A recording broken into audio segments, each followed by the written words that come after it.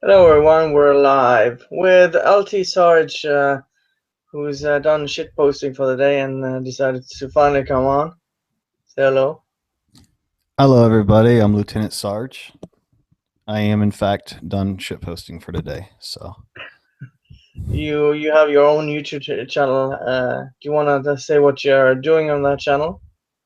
um, I am interested in undiscovering the truth and trying to get to the bottom of things. That is the one thing I'm most passionate about. So, All right. Well, what do you think of the gaming industry right now? what do I think of the gaming industry, like in general, or anything specific? I mean, if there's anything specific that recently caught your interest, you can talk about that. But I was more talking, I think in general. I think well, if I don't know, there's not really anything that I really pay attention to too much at the moment, but I have been seeing a lot of different companies still bringing Miss Sarkeesian in to do like little like interviews or like kind of like paying lip service to them, and Macintosh and Famous Frequency. So I'm kind of like shaking my head at that. But other than that, I don't really know if I have like much other knowledge of what's going on. I know there's like still stupid scandals going on. Like I think was it the Kojima 5 day review thing that happened a few months ago or a couple months ago. The review Um, event. yeah, that's been going on, and people have been talking about that. But I've kind of been out of the loop. I was taking an absence of leave for a couple weeks and focusing on like personal matters and stuff. So like really just had very cursory knowledge, very minimum cursory knowledge of what's been going on. So Yeah, it's not just unfortunately, recently, but your opinion on the industry itself. Do you have any um, big? my opinion on the games industry, it's got a lot of problems. I don't expect a lot of it to get fixed anytime soon. I think what we can do is, voice concerns where we can and, point out issues, but a lot of money is invested in a lot of these type of corporations. And the thing about dealing with kind of big corporations that have huge amounts of money invested in them is unless you can get um, like really a lot of people going after it, um, nothing really happens too much. And then the other thing is they can sit there and spend narratives, which is what we saw back in uh, early or not early, late last year during like October and November. Everybody who brought up issues and concerns about game development or games journalism, they just spun it into, oh, we don't want women in tech. But if there's anything that I don't really care for, it's probably things where they have basically kind of shoddy. I don't want to say shoddy marketing. It's the kind of like the shit DLC stuff where they basically don't put in full content in games, and then like they'll sit there and release it as like unlockable DLC later if you buy it. Like I think that's kind of like some bullshit right there, but that's the only thing I got off the top of my head. What do you think of pre-order? Well, basically the DLC right now. I don't know if you caught the Warhammer thing, but basically they're selling an entire race with a pre-order. It's basically DLC now. Warhammer, like which Total game? War, Warhammer Total War. They have the Chaos Warriors as a pre-order bonus, and they're basically holding DLC hostage with a pre-order. That's fucked up. That's like it kind of reminds me of like back in the day they used to say like if you do pre-orders you'd get like the special editions, but like I think a lot of people stopped giving a fuck about that. or it could be that they just realized that there was good money. Whatever the kind of like the overall shift, is sort of evolved from just laying out bullshit things like, hey, if you want to get the Master Chief helmet, pre-order special edition Halo 3, right? Now they've realized that people will buy stuff of in-game content, and so what they'll do is they'll just kind of like hold that back and say, "Come get this." Capcom's been doing that for a little while. With the what was it? I think Mega Man or Marvel vs. Capcom, where yeah, Marvel vs. Capcom 3, they had the Ultimate Marvel vs. Capcom 3 that had like all these characters that could have easily been DLC content or whatever, but they decided to, package them all together in one big game, and re-release that whole new game. So if you bought the first Marvel vs. Capcom 3, which was only missing like maybe like 6 or 8 of these characters, then you'd have to pay another $60 to get these characters. Like nothing really changed other than like a couple pictures and then just the new characters. So it just seems like that's just ways that they're kind of milking the customers for all they're worth. So I would say it's bad form, but what, I'm just a consumer. What is my opinion, right? I don't run the Um, businesses. I'm kind of curious. Why did you start up your channel? I know you mostly talk about stuff which is related to Gamergate stuff and stuff like that. Why did you start up your channel? Why did I start up my channel? Like originally, what that was a long time ago. I don't even remember what was it. I think it was just like videos I had kind of done in high school. I kind of like added them up, and then I didn't really do anything for a long time. There was a couple small videos I did. Some of them was sort of like inspired by like that whole trend of movie reviews. So I did like one of them that was like that. Um, and then I didn't really do anything else too much. And I was starting to get into Let's Plays, so I just kind of did that for a while. And occasionally someone would ask me to do a review of their Let's Play, so I did that a couple times. And that's kind of like all I was really just doing, which is kind of like this is just something I do on my spare time, just kind of have fun. It wasn't until the controversy of Gamergate kind of caught my eye because I would watch a lot of YouTube channels that were starting to talk about it. And I was a big fan at the time of like the Drunken Peasants and the Amazing Atheist about 2 years ago. And I remember seeing, I think it was the Investigamer did a channel on it. And then I saw the Thunderfoot video talking about Gamergate. I didn't even know what it was about. I was just kind of like, hey, this is like something to do with like a Neo Sarkeesian or something was what I thought, right? I didn't know anything about Zoe Quinn. I didn't know anything about Game Journal Pros. So I'm just like, just kind of watching these. Still didn't really care too much to get like involved in myself. I didn't have a Twitter at the time. I didn't even create a Twitter until I did that whole extra credits video. And that was just to do basically drop that video on their fucking door and spite their face. But I was kind of like watching it go down, and I was talking with some friends on Facebook, and a lot of my friends on Facebook happen to be on more of the, I guess you could call them the anti-Gamergate crowd, although they're not like participating on talking about it on Twitter or anything like that. They're just like, that would be like where they lean. So I would kind of like debate and argue with them on Facebook. And one of my friends who is part of the Green Grapist podcast crew, he goes by Jordley on Twitter. We call him James in the group. Me and him were talking about just doing like a video or debate thing. A couple little small. What isn't even really streams? It's more just like recording Skype calls, and we could just like kind of discuss stuff rather than just doing it on Facebook. So he helped me kind of push that idea, so we can get our opinions out there. And then we did a couple ones with one of my friends from Facebook where I was like gamer versus SJW.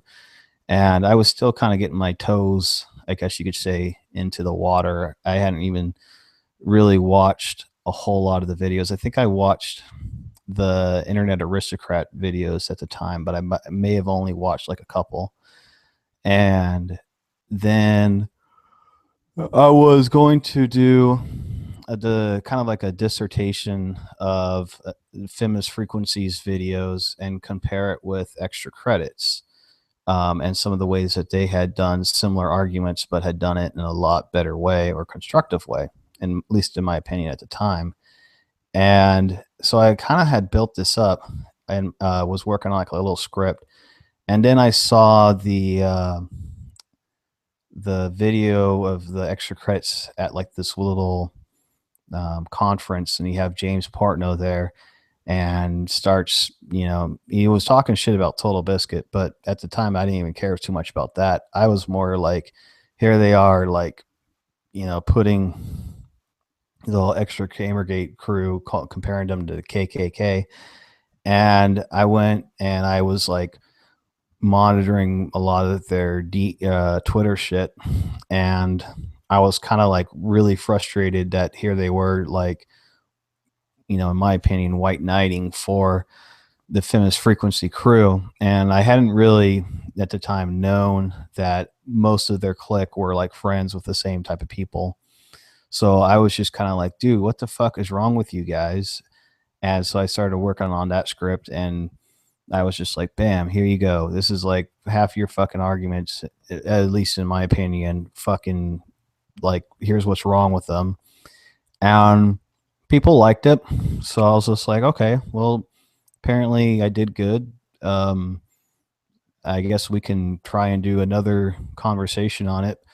But hadn't really started any Skype group or anything at the time. I was just kind of more just still talking with James, and we did this one video where we did a parody video of feminists or male feminists on like YouTube, where they're like, I'm a feminist because of XYZ. And we had been like watching a whole bunch of these stupid videos, and it was like stuff that like Teal Deer or Sargon of Cod or Thunderfoot or any of these other YouTube people at the time that were kind of like making fun of them. And especially Teal Deer. Me and James really liked Teal Deer at that time. And we basically like just like collected as many of these like male feminists, or like why I'm a feminist, all these reasons, mixed in a little bit of Anita Sarkeesian's rhetoric in there.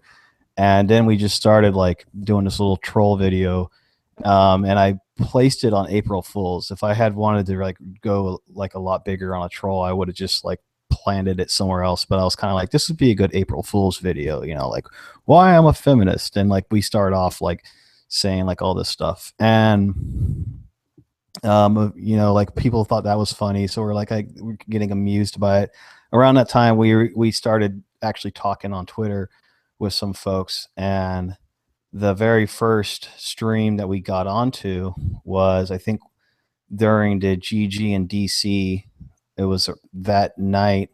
There was a hosted call. I don't remember who hosted it, but it was a couple of the folks, like I think Archon from Green Grapist was on there, and Nick, I think, was on there.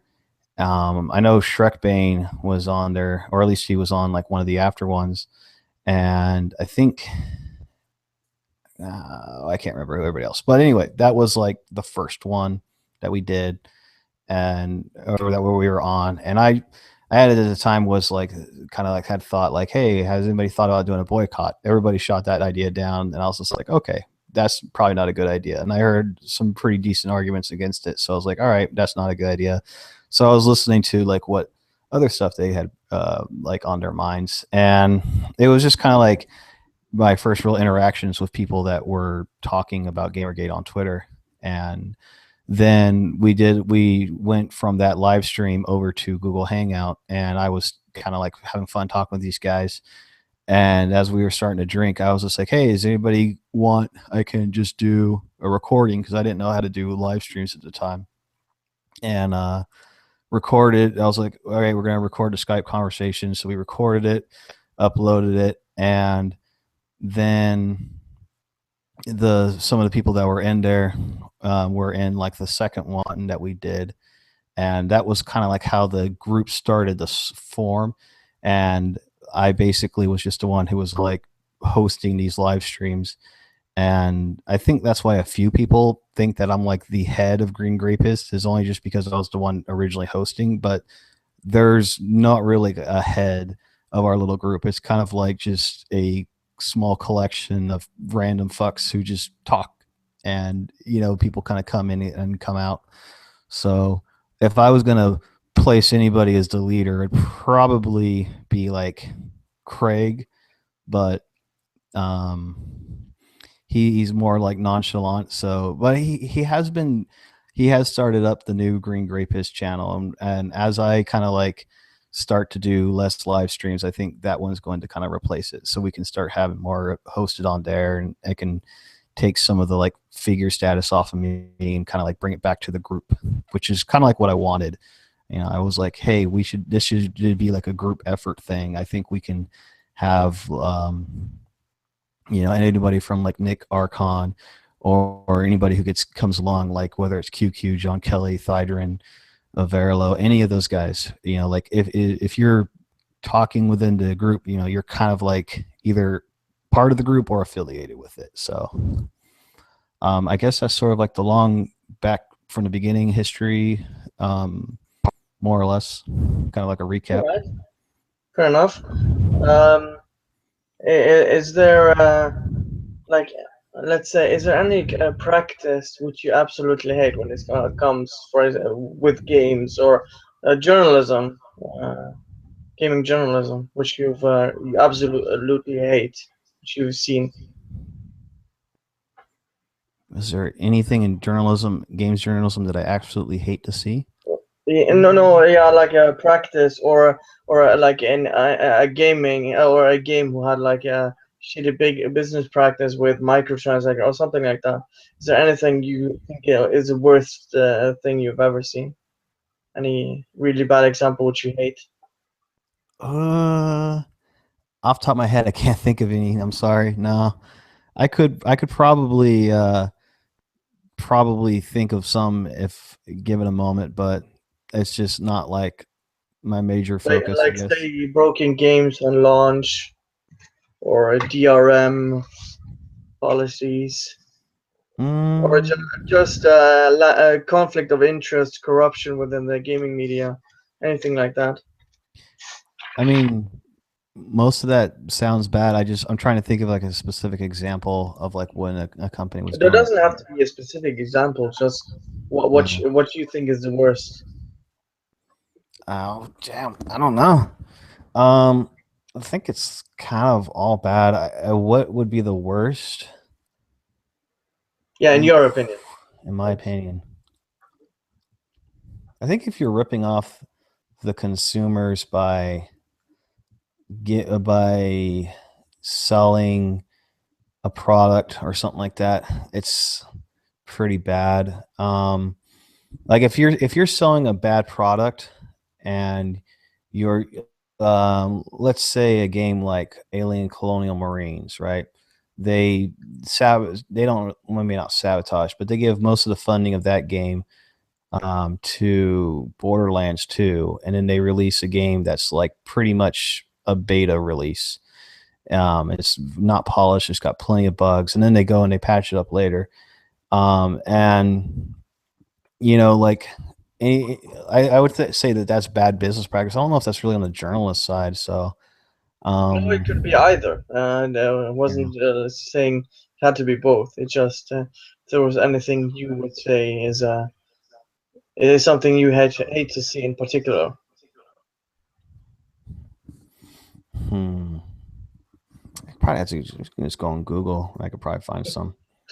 Well, in the meantime, how long do you think Gamergate is gonna even endure? How long do I think Gamergate is going to endure? Yeah. Well, I think part of the steam has kind of gone out. Various people have various different reasons. I think it'll probably last at least like a little while, as long as the media constantly talks about it as a boogeyman. That it's always going to have like people who will bring it back up, even people that have kind of dropped out. I've seen talk about it on Twitter. Um, as long as the media says like the college campuses are not a safe space. If you need an example, look at Gamergate, stupid shit like that. And they try and use Gamergate as this sort of scapegoat to draw on all the parallel, or draw like a scapegoat for all the problems that, some 25-year-old feminist and like first world area is having issues on Twitter because they got their feelings hurt. And this is proof that women are not allowed in tech or some bullshit. They can sit there, they can draw all these little stupid parallels and just constantly bring it back to Gamergate. And it's like a weekly basis at this point. I think there was a Canadian prime minister, if I remember correctly, or Yeah, Trudeau, Justin Trudeau, whatever his name was. yeah, I think wasn't he the one that just recently said that like he's concerned about the issues with women? Just look at Gamergate. Um, it's stupid shit like that.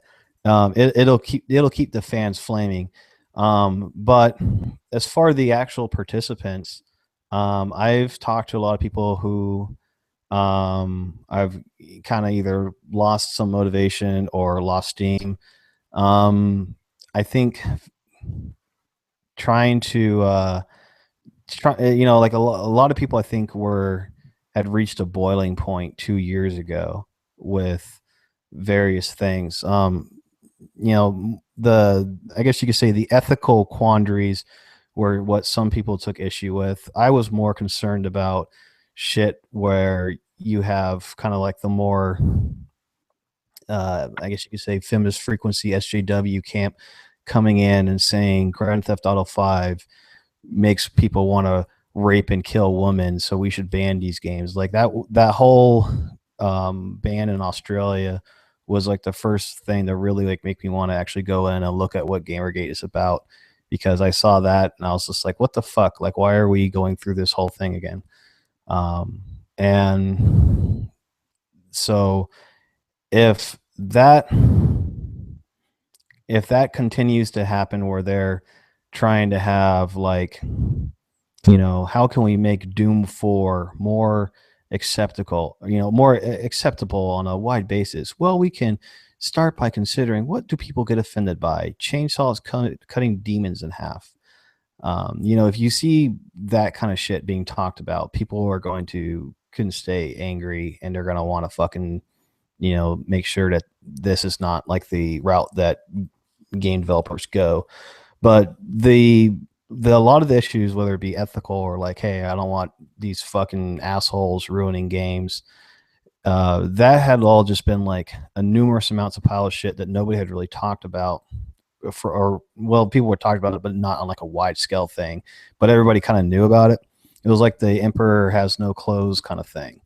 And you have basically, after the whole Zoe post thing, you have like, the 4chan individuals were talking about it, people on Twitter, people on The Escapist, and then they're getting censored on Reddit and on trying to get them censored on The Escapist. All that just like was just a boiling point that kicked up everybody into basically this fervor. And I think, it's kind of like you could almost, if you wanted to use an analogy, it'd be like a war, right? You get with like 9/11, you get everybody like really pissed off that we just got hit by these terrorist assholes. And then you drag out a war for a long time, people get burnt out. And even though the reasons for joining the war, you have not changed, maybe you're just like wanting to either just go somewhere else or just find something else to do. Now, obviously, this is not the Iraq War. This is not Afghanistan. This is not 9/11. I'm just trying to draw an analogy of like kind of like how people might feel. Myself, I'm not completely burnt out. I would say that like I'm having more fun talking with a few other individuals where we just basically kind of have the moments of fun. And uh, some of that has been inspired by a few individuals. And if you go back and you look at a couple months ago, some of the streams that we've done, you'll kind of like see like when like we have nothing to talk about, we just kind of bullshit. But when something entertaining happens, then we like, it's just like get the popcorn ready. We can talk about this and have fun, and memes will be fucking thrown around left and right. Yeah, I found the quote, by the way, by the Prime Minister. He said, "The things we see online, whether it is issues like Gamergate or video game misogyny in popular culture, it is something that we need to stand clearly against." Yep. And that's what he said. So, If um, I mean, like, even if I think one thing, I don't know if anybody's else has said of it. I've kind of wondered it. Maybe anybody listening or yourself might feel different.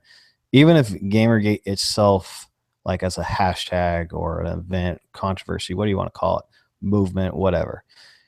Even if like that dies down, I think the feelings that people brought into it for their own various reasons is going to continue. And they'll just like it'll be the same sort of battles, just under a different name. You know what I mean? It's like so you think it's gonna move into something else? I don't know if it will, but I would think that based on just how human nature goes, whenever you have issues of whether it's censorship, political correctness, people getting ripped off, the consumers, any of those things, those things will be talked about. Now, whether anybody calls it Gamergate or some fucking asshole on the internet says like, oh, these people are complaining about our political correctness, this is just Gamergate all over again. Whether or not that's the case, remains to be seen. But it's just human, looking at like human history, like various conflicts have usually similar sort of things about them, and they just it's same shit will happen somewhere else, and it'll have a new name. It'll be like completely similar to another thing. It's just they don't have maybe the same name going behind them. So um, this is the Gamergate is just basically shit that happened with in the gaming scene, and people took issue with it. So I don't know whether or not it will continue or if it'll take a new name. I guess we'll just have to see. Yeah. What's With, what do you think is what's something that Gamergate should do if it was going to be focusing on anything right now? What do you think would be important for it to focus on? it's hard to say because there's not a lot of happening. So yeah, I You really know, can. I was saying this a couple days ago on a stream. I was really fucking plastered, but one of the guys that we talked to in our group, he did say that they did something. I don't remember what the name of it was, but it was regarding the lady who started Shirtgate, the one who made the shirt for the guy and was basically calling out all these feminists for harassing him. He was pointing out that they got a decent amount of numbers behind them. Now, whether or not that made a lot of noise or whether or not it got a lot of attention, I don't know. But if it did, then it's possible that we still got some happenings. I don't know. Like I said, being out of the loop, it's kind of like I not paying attention for a few weeks of what's actually been happening. So I'm kind of like, oh, did we actually do anything? Oh, we did. Cool. Awesome. What did we do? Tell me the details. But Yeah, I mean, I'm gonna just continue calling these people out, these SGWs who are in part of the press, and bad business practices from the developers, whether it's indie or AAA. I don't really care. That's what I'm gonna do at least. So that's my focus. I Well, haven't got a whether chance it's, to. Oh, go ahead. yeah, Keep going. whether it's a focus of Gamergate, I don't really know. that's a whole different situation. Yeah. Um, I barely got to talk with this. I don't remember if I mentioned on stream um a couple days ago because I haven't gone back and watched the whole thing. Um, the what do you think of South Park recently? Oh, I haven't watched it. So. Oh, okay. I I only watched the first episode because everyone was talking about it. I heard there was a safe space episode, but they I haven't- they have been just either very with a sledgehammer or with a little small knife in the back. They have been really sticking it to the SJW PC culture crowd. And you know, they could sit there and make a episode completely making fun of Gamergate. And at this point, I don't even think it would matter because they basically are on the same page with I think a lot of folks that are within GG, or you know, however you want to put it, like whether you call yourself Gamergate or you call yourself a gamer who takes place in the controversy.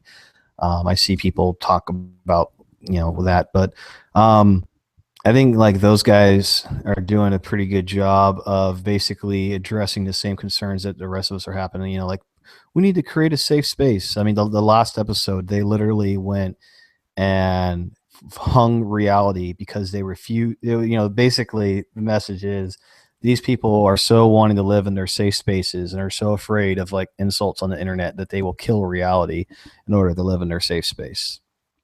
And I think messages like that, you know, they're not being they're being noticed by the people who are doing like the reviews on different articles, and they're like kind of intentionally missing the point, in my opinion, because essentially these guys a few months ago were saying all the shit about like oh, people need to, you know, respect your pronouns and all this other kind of shit, and now here comes South Park completely just trashing them, and they don't really have anything to go with because South Park, you know, is not doing anything that they haven't done before where they just lampoon something.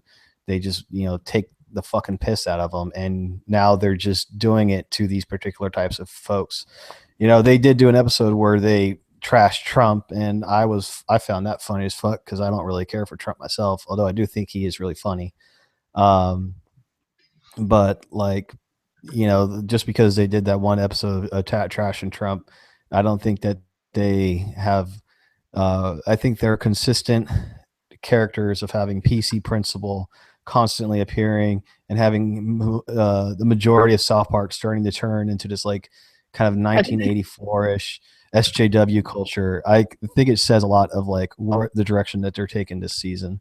And the reason I bring this up is if you can get a mainstream outlet that cannot really be um, put into this label of like internet terrorist, and it can do the same thing that everybody else has been doing, then it removes a lot of the wind from like these feminist sails, and it brings the people who, you know, I guess you could call them normies or whatever you want to call it, the average folks who aren't really paying attention to this, that, you know, I talk to when I go back home and I'm like talking with them, talking about these issues. You know, I tell them about like, look, this is what feminists are talking about now. They're not talking about women's rights and voting. They're talking about air conditioning being oppressive to people and shit like that. Like, these people are fucking crazy. And they're like, well, that's not all feminists. It's like, no, you don't understand. That is right now the majority of them. They're fucking insane. So basically, you have an outlet now like South Park, and if you can get any other ones, like, fuck, man, if the Daily Show or Stephen Colbert or any of those guys had been able to really fucking get on this, it probably would have undermined most of their credibility way earlier, and Gamergate may have not have happened if enough people had basically been taking the piss out of them. But unfortunately, as South Park has kind of pointed out in their first episode this season, it's like they came in really unchallenged. Well, they were challenged, but unchallenged by like the mainstream press and mainstream media. And now, you know, we have this fucking bizarre culture in college universities and, you know, in fucking news outlets where you have to be extremely walking on eggshells in order to make sure everybody's happy. So Yeah, I'm really happy that at least one outlet right now is taking the piss out of them. yeah, Colbert helped undermine OWS. I forget what's OWS. I don't know. I'm reading the chat right now.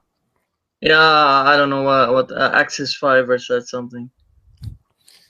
Uh, I don't know what he's referring to. Um, yeah, it's true that it does help when something big like South Park is taking a piss out of these SJWs. Um, but I've seen like I've seen like other I listen to movie and games podcasts, and some of them are really getting fed up with at least with the movies. These people who want I mean they well, when they hear about the political correctness, they basically just facepalm like the big ones with Collider and even IGN's movie podcast is pretty good with that stuff. So there are at least few who are actually in within journalism and art, critiquing art and talking about that, who are calling these people out. But those are unfortunately just the minority. yeah, I think if you got to think in some of their positions, if they're basically sticking it to these assholes, and then they get yelled at, they could lose their jobs. So they have to still they have to be basically passive aggressive. I mean, you have a few folks that like totally don't give a fuck and have gone out swinging, but a lot of people have seemed to be kind of like just doing it in like very small, kind of like making small criticisms, but not like going full out saying "fuck you, people." Um, One thing about Gamergate that it just seems to be an interesting issue is, let's say you have a game developer, like I think the Doom guys were like, fuck you, you're not our audience, when Macintosh was at E3 complaining about how violent Doom was. So then people in Gamergate go like, yeah, fuck yeah. Then one of the things is brought up is like, could these guys be just basically pandering to this audience and trying to use Gamergate as an outlet to gain more cash, right? So you're like, okay, we need to be skeptical to these guys. But then if then you also have this other thing, which is just like, if we're skeptical of everybody and then we go and we attack them, then we might ruin potential allies. And it seems to be sort of like an issue that I have not seen anybody actually provide like a good answer for. It's like, how do you, I mean, like, it's just, other than just remain skeptical, but like, the whole trust but verify thing that people throw out there. I haven't really seen anybody like basically bring up a good solution to like, how do you really trust anybody at this point? So it's kind of if I'm being confusing, if person X seems like they could be a good ally, but you know we don't know if they're going to be using people for the money and are just basically paying lip service to this crowd. Yeah. What if they're 100% honest and they actually do want to fucking stick it to these SJWs? How do we know if they're actually being honest? How do we know if they're just not using this particular controversy to drum up sales? And I don't know. Maybe somebody's got an answer. I have not seen it yet. I mean, David Draymond tried to pull that shit. I don't know if you remember that. Which one was it? David Draymond, the singer of Disturbed. No, I didn't He hear that one. What uh, happened with that? well, basically, it was I think a year ago or something. He took a piss out of Lifshitz, and I mean he fucking destroyed it on Twitter. And then like I think it was 3 weeks or a month or so later, because there was some idiot who was a Nazi or something. I can remember, but basically he was trying to use Gamergate to dogpile this guy, and we said like, no, fuck you, man. we're not your private army, and then he just did a 180 on Gamergate and told Gamergate to fuck off. I think I remember that guy. Was that the guy that had like the Nazi flag on his footlonger? I can't remember. David Draymond. Oh. He's a Jew basically. He Oh, went up. okay, okay. I'm thinking of someone different. No, he went. He I think he was somebody said something about the Jews, and yeah, that triggered Yeah, the whole. he said like, "Hey, Gamergate, aren't you going to take issue with like what this guy over here is saying?" And like people are all like telling him to fuck off, more or Yeah, less. basically. It's like it's like it's like anonymous in a way where it's like, you know, people would say like, "Hey, anonymous, we should attack this guy," and then they would, you know, a backdraft would happen, and then people would just either meme or attack that guy who said like, "Hey, go attack them," because, you know, anonymous would say it's not your personal army. So sort of like how Gamergate handled that situation. Yeah. Um. Well, how do you think we can fix the industry? How do I think we can fix the industry? Yeah.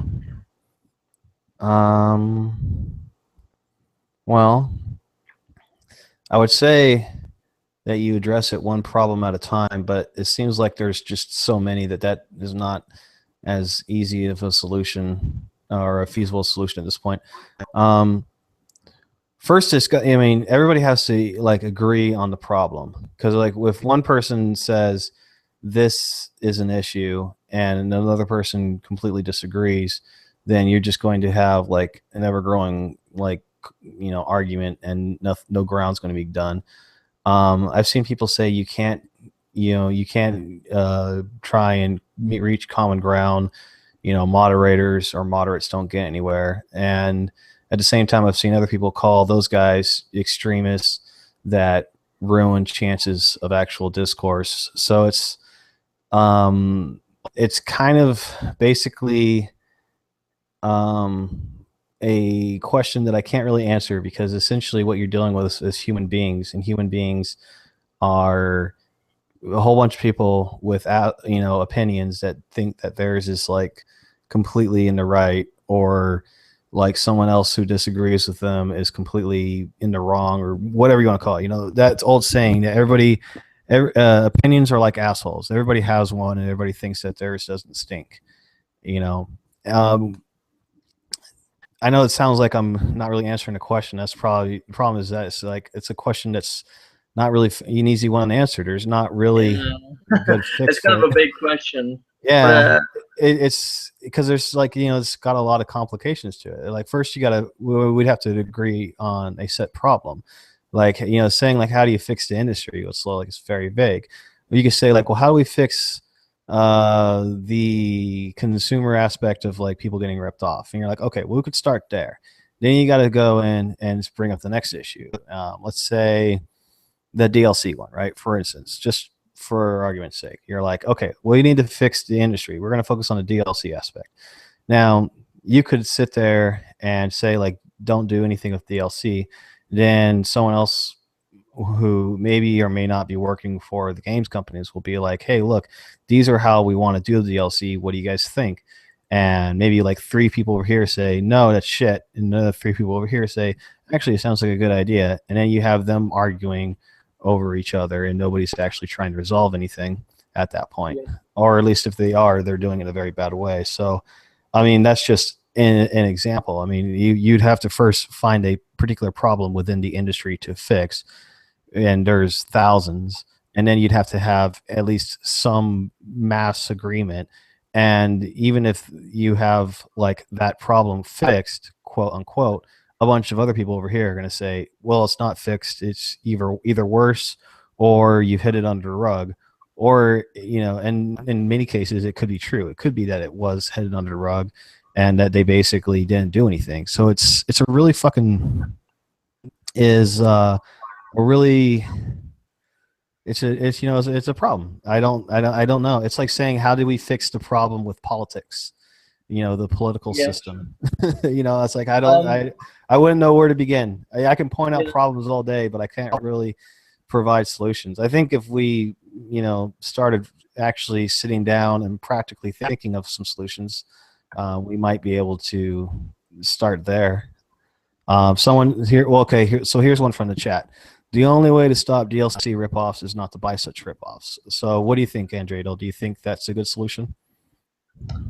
I mean, I don't, I really rarely buy DLC, so yeah, All right. I Now think that's I'm gonna one play solution. devil's advocate. I'm gonna say that I buy DLCs all the time because it's convenient. So now what do we do? Yeah, well, then I think the best way is to, because journalists aren't actually doing their job. Um, we should try to spread information at least.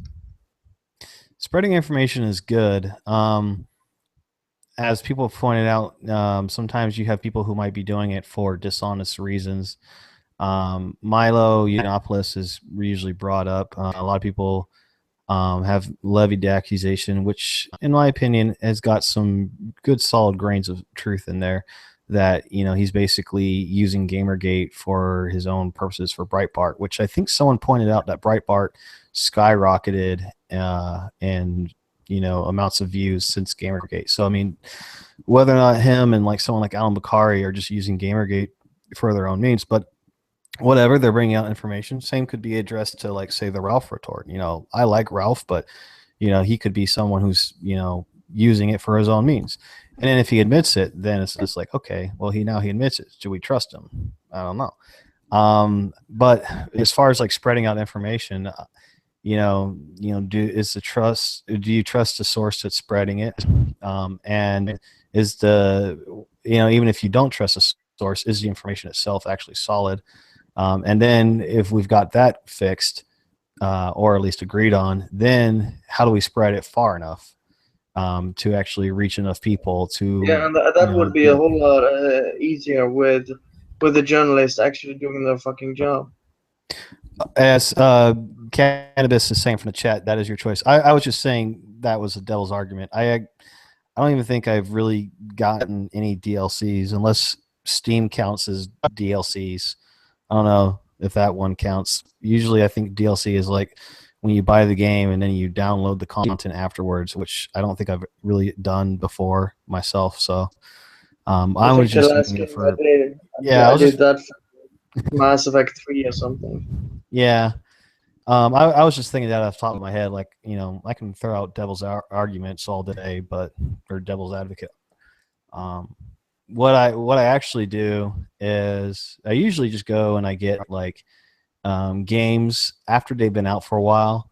I wait for the prices to go down, and then Yeah, I just kind of buy them same. cheap because I cannot afford to buy games when they're freshly coming out. And also, you know, reviews may not be always the most trustworthy, but No, wise person once said, "Word on the street is solid." So I'll go by, I'll go by word on the street, and then if there's a lot of people saying the same things about a game, it might be a red flag for me. So I mean, I trust my own opinion more because if you take a look at Metacritic, let's take a very good example. Let me pull it up here. Let's say name a shitty game that you think got some good reviews. well, let's just say Metal Gear Solid 5 right now, just to piss off any fanboys. One sec. Yeah, Metal Gear Solid 5. Okay, it has on Xbox One a 95, a PC 91, PS4 93 rating. Yeah, it has a 94 PC rating. On PC 91. 91. Okay. All right. Okay, so we go with that. Now what?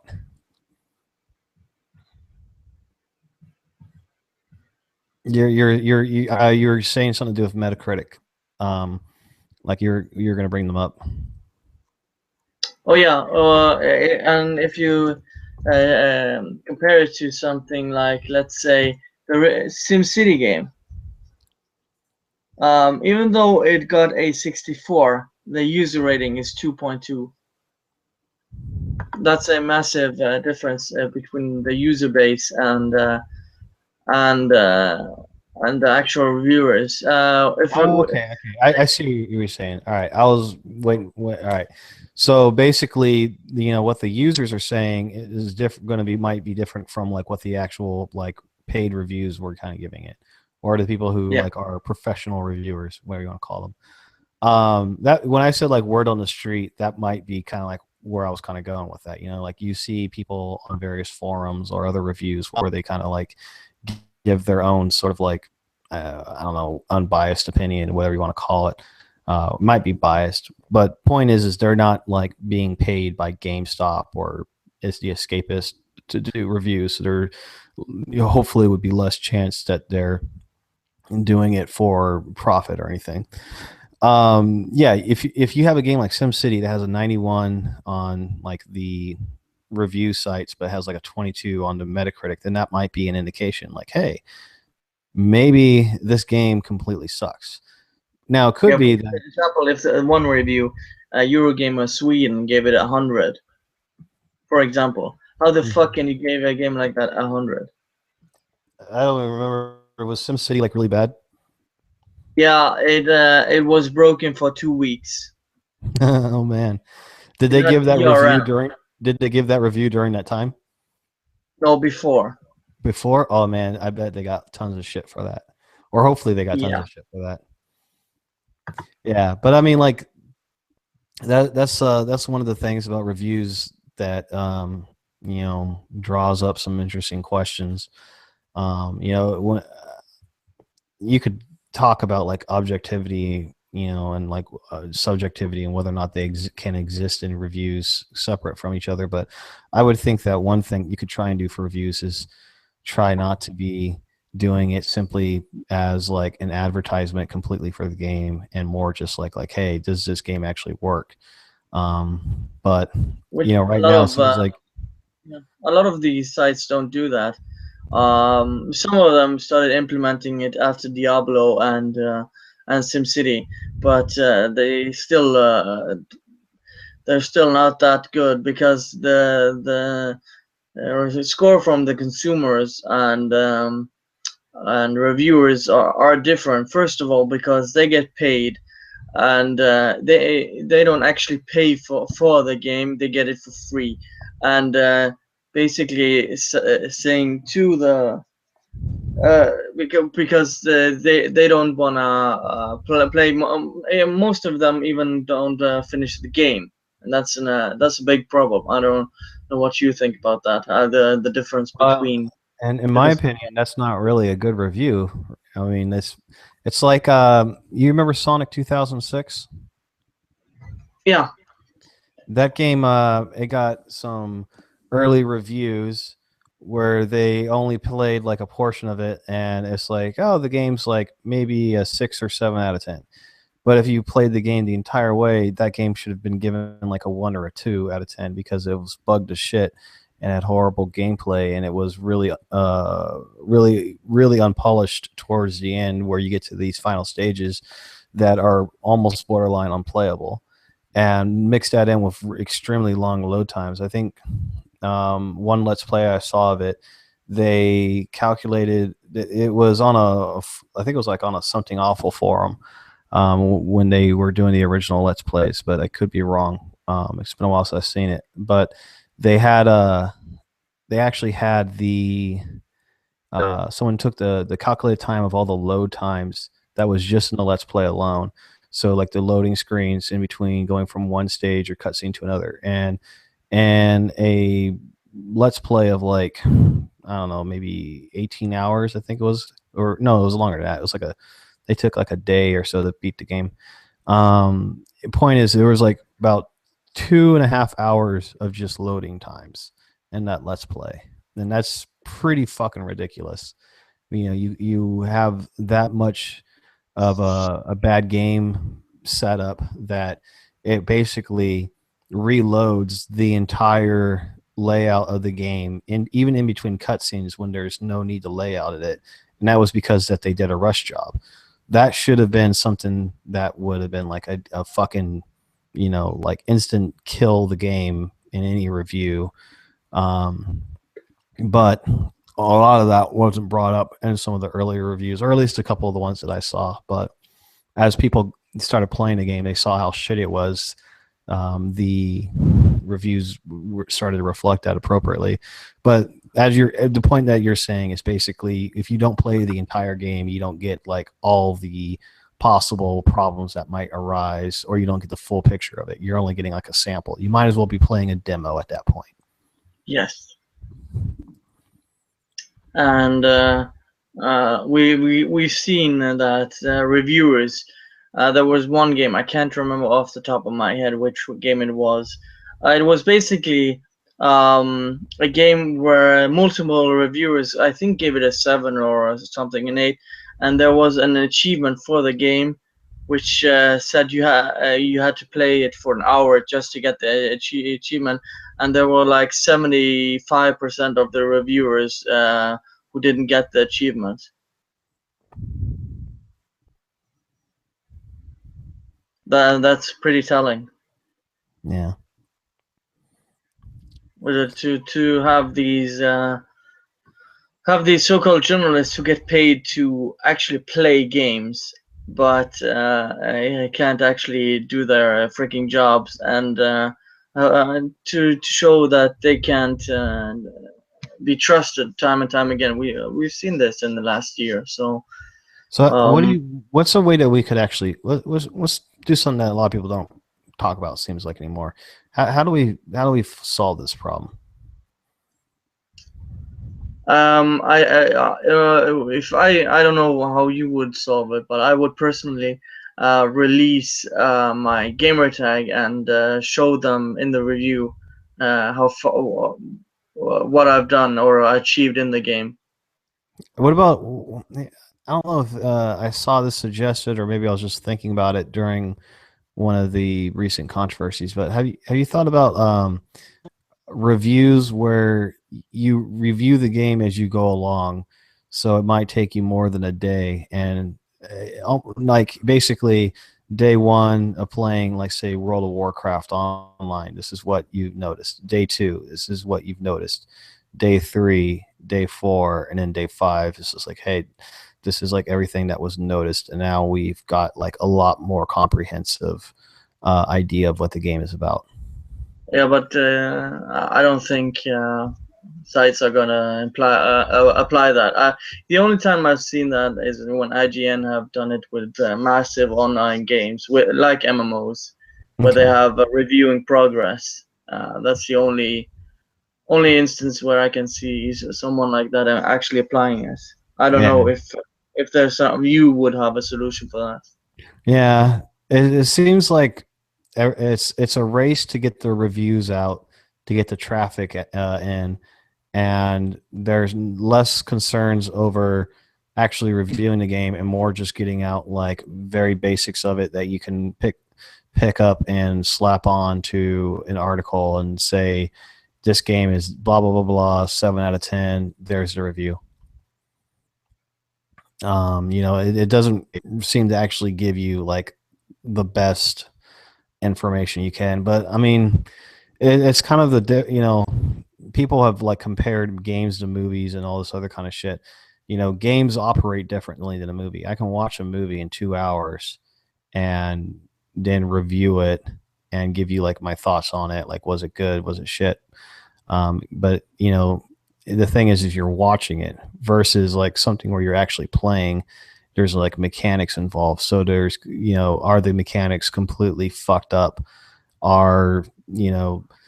Is there content that's missing? All this other kind of shit kind of comes into play at the review. And so it would seem to me that you would need to take longer than like half a day to play a game to really get a full idea of what it's like. And nobody really seems to spend that much time, or at least if they do, it's the folks that I don't really hear about. I mean, you could have tracked. If you play it on PC, you can actually track how long someone plays with Raptor, the the app. If you have it on the PC, you can actually see how long you've played and keep track. And if you have the achievements as well, you can actually see if the review have done the job. But that shouldn't be necessary at this point. I mean, the only job they have is to play a game and review it, but they can't even do that.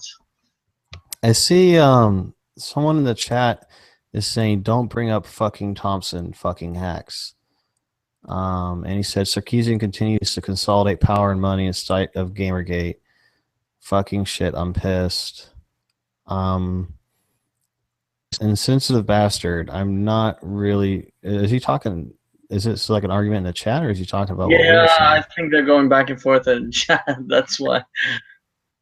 No, he said go fuck yourself, Sarge. So that's why I'm like trying to figure out like what I said. Did I say anything about Sarkeesian that is good? All right, he says, look, I'm not telling people what to say or not say, but trying to deflect the left-wing co-option of games media by bringing Thompson is fucking dishonest as fuck. I guess maybe I should clarify that I would like to see Sarkeesian and all these fuckers just get what for and completely. Okay, how about this? A win condition for me in Gamergate personally, this is just me. I've said it multiple times. I would love to see feminist frequency and everybody else that pops out that stupid shit at the UN or whatever. All these people like Adria Richards. I'd love to see either them or their just entire arguments completely just fucking on a massive scale. Not, and I don't mean just massive like Gamergate. I mean like media outlets across the fucking world be utterly destroyed. Like Yeah, but they're such a joke. a simple way they could be shown how fucking stupid they are would be a debate, but they're too big of cowards to actually do that. Well, she can't even fucking go to a safe space at a fucking conference in Australia without reading off a script. So, I mean, God forbid she went into a debate. She would have to like have like her talking points in order, and then just sit there and like have like pre-planned possible responses, choose from multiple choice A, B, C. Yeah, and since we're talking about reviews, we spent over an hour going over her review because it was so bad. It was just so bad because she actually referenced several games in the series, but clearly didn't know pretty well-known facts about those games because she didn't because obviously she didn't play them, and she never talked about the game mechanics or anything like that. So we basically destroyed all of her the review, and I would be curious to see how her non-profit organization can go forward by doing reviews, because isn't that kind of illegal, doing I don't reviews know, as a non-profit? but it is a good question. Oh man, I'm being told Sarge Anita would debate Man in Green versus John Kelly. What? Oh, okay. I got that. A Man in Green. This there was a time where I don't know if you saw it where he was going to debate John Kelly and just read off a script of his own personal points to say and then left like right away. So that's what he was saying, like Anita Sarkeesian would do. I think you're giving her much credit. I think she would have somebody else go in there and say, "This is why we don't debate terrorists." That's what they fucking would say. Anita Sarkeesian, Jonathan McIntosh, all of them are the most dishonest fucking people I've seen in a long time.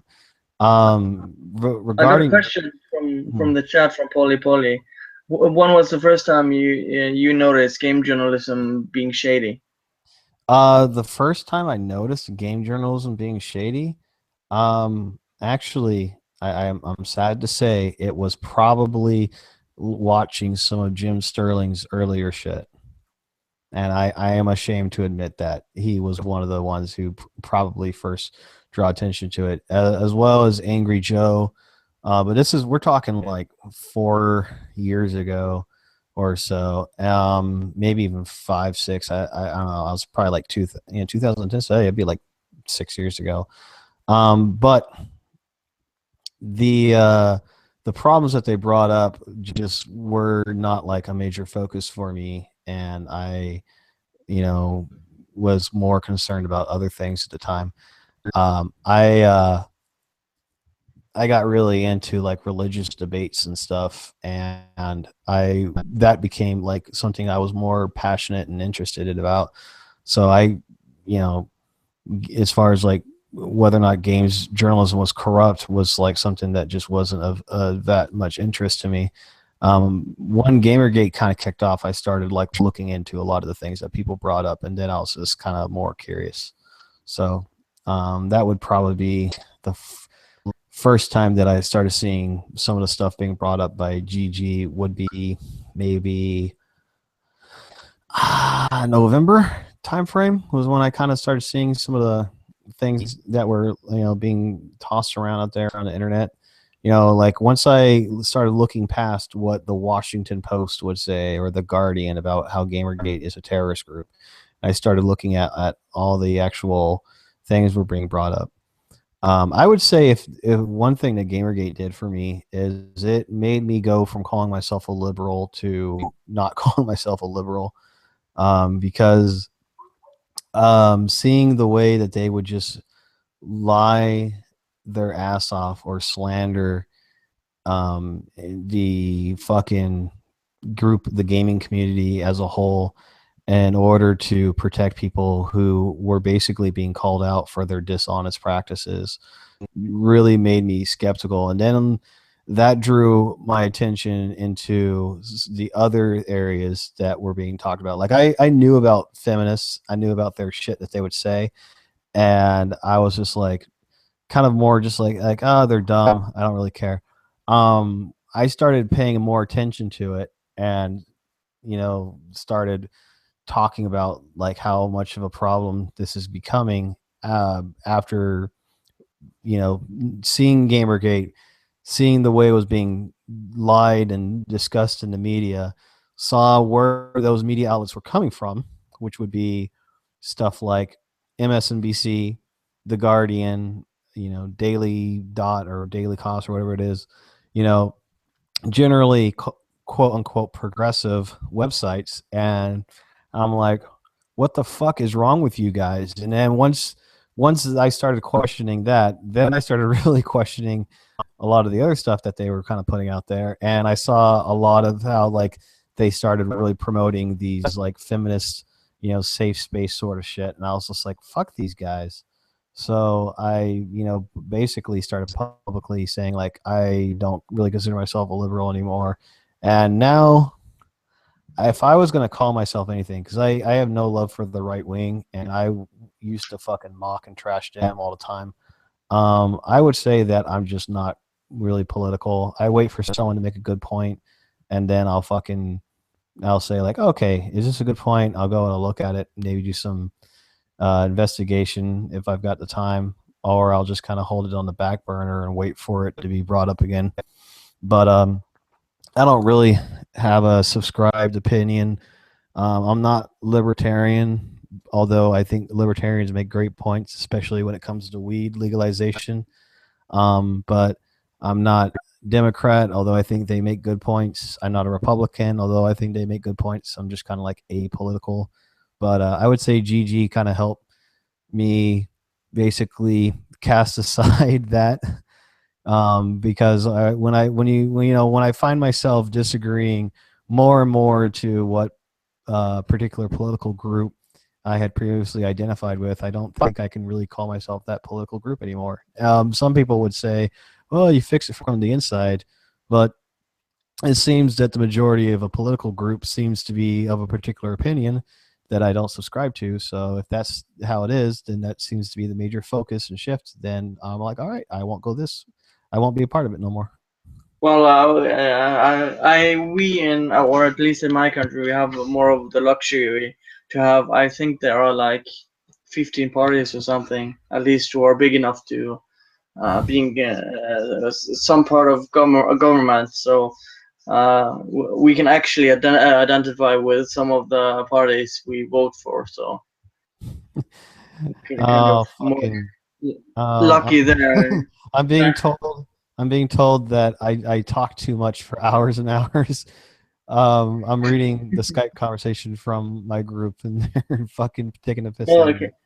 If you No, want, if you want to, if you want, we can bring one of them in here. You can get another opinion of the same group, because no, I'm afraid. I like doing this one on one, so I like to keeping this one on one.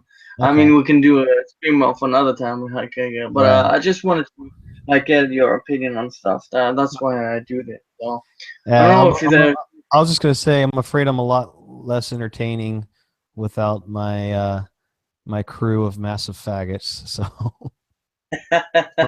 Well, it's just interviewing people, getting different perspectives. That's why I do uh, this, and I have my regular streams, so yeah, that's where no, that's I. fine. Politically speaking, like I'm really, I would say I'm kind of like apolitical. But if uh, if I was gonna swing any direction, I would have thought I would have been more liberal, but now I'm not so sure anymore. Just I've kind of like don't like the way they're going.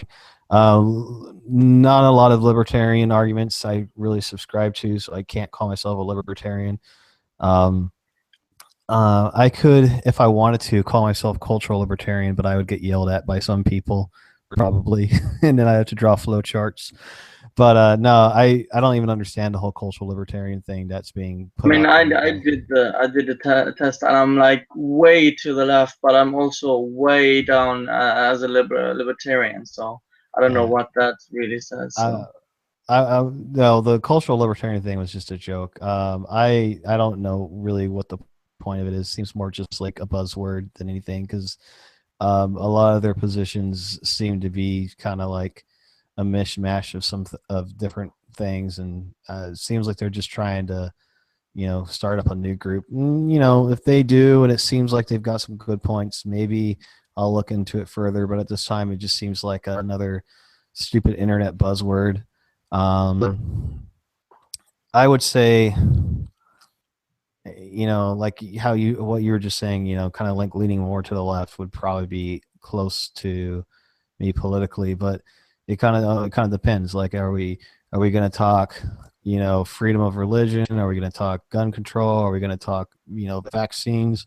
Are we going to talk about, economic policies? I mean, every different thing, yeah, every different position could be something that I might be on the fence on, or I could be strongly against or strongly for. So I don't see enough of a particular agreement with one political spectrum that I can like identify myself. So I'm just like, yeah, I don't have a political one. I'm apolitical. all right, yeah. I mean, we can do another one on more political and religion stuff, because that would be interesting. Just thought you said an hour, so I think we're getting close to that. Yeah, we're Yeah. over an hour now, so I think Yeah. it's a good time to wrap this up, because we pretty much covered everything. So is there anything you want to say before we close down? Um, I would like to say that my plans to secretly kill Gamergate are being constructed as we speak. And this is just yet step one of my diabolical plan. And You're, my I want to ask you, are you working with Sarge on QQ and Game Diviner? I can neither confirm nor deny my involvement with Gamergate Plus, Oh man. but I will say that um, it will be the most ethical conspiracy you've ever seen. Wow. Okay. Um. All right.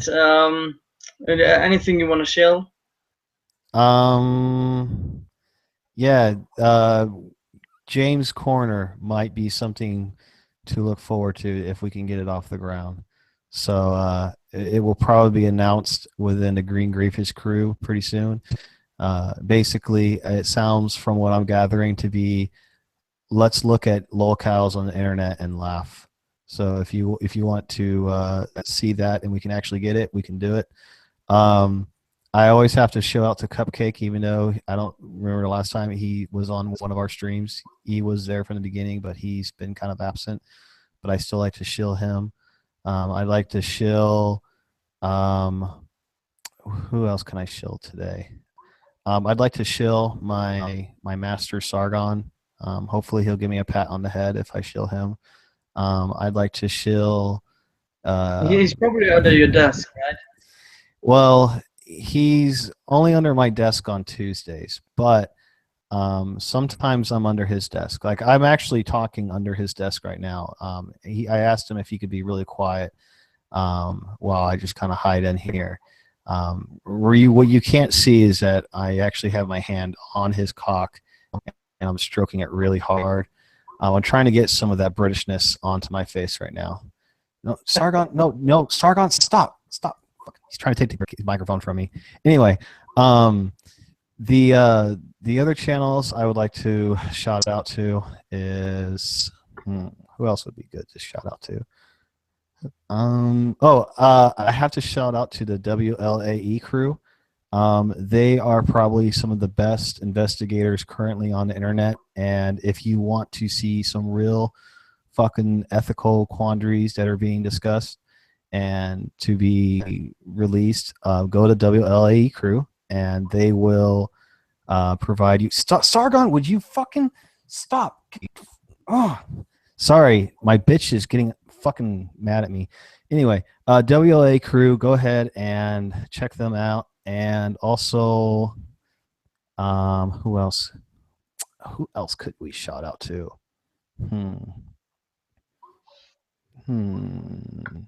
I think that's about it. I think we've got everybody. So. All right. Yeah. Anyone who wants to come on, I gave the invitation to Sensitive Bastard, and I think he wanted to talk about Anita Sarkeesian sometime. So yeah. I would love to talk about Anita Sarkeesian. You know what? We need to understand that she is basically the Rosa Parks of video games. Wow. No, that's not a joke. That's a serious statement. She has done so much for video games. She once made a YouTube series, and just because she's a woman, she got harassed off the internet. It's such a tragedy. She got sent death threats and rape threats, and even worse, somebody told her that she's a liar and she sucks. Cyber violence at the highest degree. Yeah. So I think all right. One last shill. I would like to shill for Feminist Frequencies Kickstarter, and I think you're a little late. Oh well, we can start up another one, and I'm sure that they've got plenty of Patreons. If not, we can shill for Brianna Wu. Her Patreon is never ending. So. All right. Well, thanks everyone for watching this then, and thanks to Sarge for coming on, and see you guys next time. Bye. All right. No